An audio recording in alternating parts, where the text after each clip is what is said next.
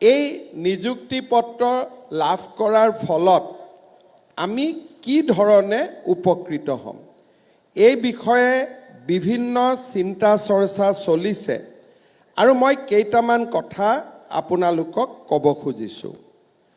প্ৰথম কথা, ঠিকা ভিত্তিত শিক্ষক।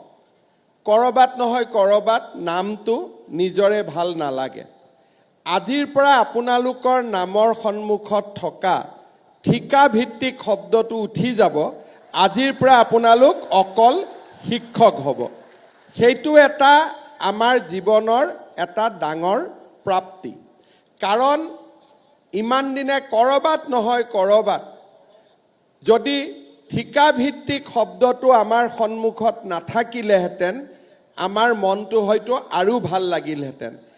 অহাকালি যেতিয়া আমি স্কুলত যোগদান কৰিম, আমি নিজক শিক্ষক হিচাপে যোগদান কৰি মনটো আপোনালোকৰ বহুত পাতল পাতল লাগিব। অহাকালি আপোনালোকে নিজৰ অভিজ্ঞতা মোক নিজে ক'ব।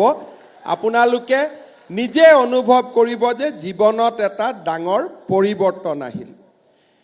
ইয়াৰ পিছত যেতিয়ালৈকে আমি ঠিকাভিত্তিক শিক্ষক হৈ আছিলোঁ, আমাৰ সন্মুখত অৱসৰকালীন আমি কি পেঞ্চন পাম তাক আমি কোনেও নাজানিছিলোঁ।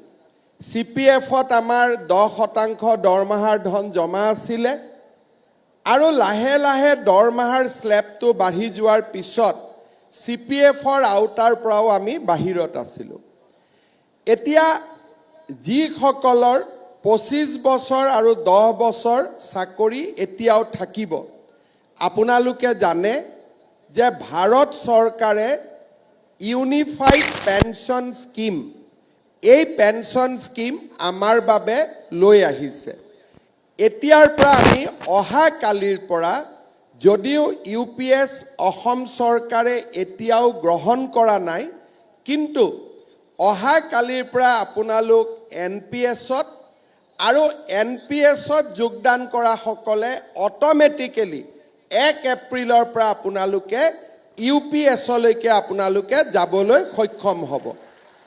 ইয়াৰ ফলত অৱসৰকালীন জীৱনত যিটো সৰ্বশিক্ষা অভিযানত থকালৈকে যিটো অৱসৰকালীন জীৱনৰ এটা নিশ্চয়তা আমাৰ নাছিলে, এতিয়া আমি বহু পৰিমাণে অৱসৰকালীন জীৱনত এটা নিশ্চয়তা পাবলৈ সক্ষম হ'ম। আমাৰ চৰকাৰৰ ষ্টেট বেংক অফ ইণ্ডিয়াৰ লগত এটা আমাৰ বিশেষ যোজনা আমি চলাই ৰাখিছোঁ, সি হৈছে আপোন ঘৰ।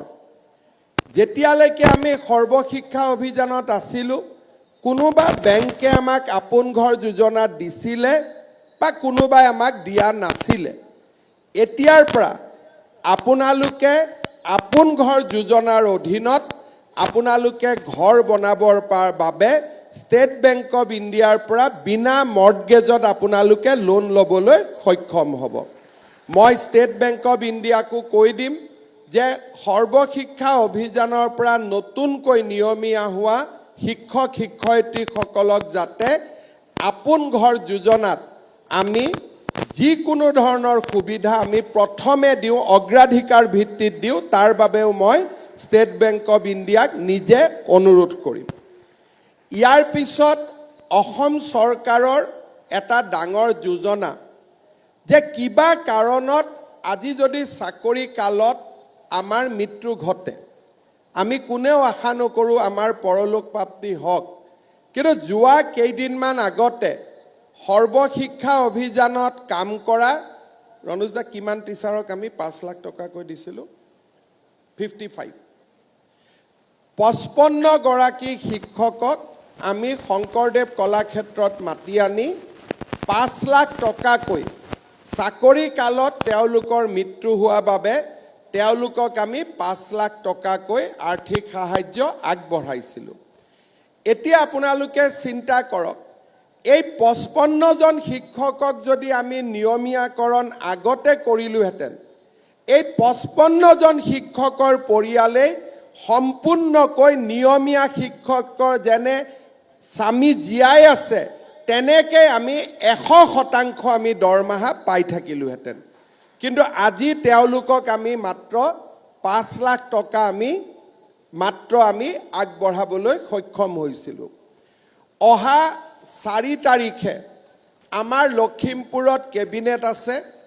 সেই কেবিনেটৰ দিনা চৰকাৰী শিক্ষকসকল বা চৰকাৰী কৰ্মচাৰীসকলৰ এই ধৰণৰ দুৰ্ঘটনাত মৃত্যু হ'লে, স্বাভাৱিক মৃত্যু হ'লে আৰু কেইটামান নতুন স্কিম আমি অহা 4 তাৰিখে লখিমপুৰ কেবিনেটত আমি অনুমোদন কৰিম। ইয়াৰো সমান অংশীদাৰ আজি নিয়মীয়া হোৱা শিক্ষকসকলেও লাভ কৰিব পাৰিব। 3% ইনক্ৰিমেণ্টৰ কাৰণে এতিয়াৰ পৰা আপোনালোকে শিক্ষামন্ত্ৰীক মেছেজ দিব নালাগে, মোকো মেছেজ দিব নালাগে। নিজে নিজে বছৰত যেতিয়াই বছৰ হ'ব 3% ইনক্ৰিমেণ্ট আপোনালোকৰ লগত নিজে নিজে যোগদান হৈ যাব। ডিএৰ কাৰণে আপোনালোকে মেছেজ দিব নালাগে। আন 10জন চৰকাৰী কৰ্মচাৰীয়ে যেনেকৈ ডিএ পাব তেনেকৈ আপোনালোকে ডিএ পাব।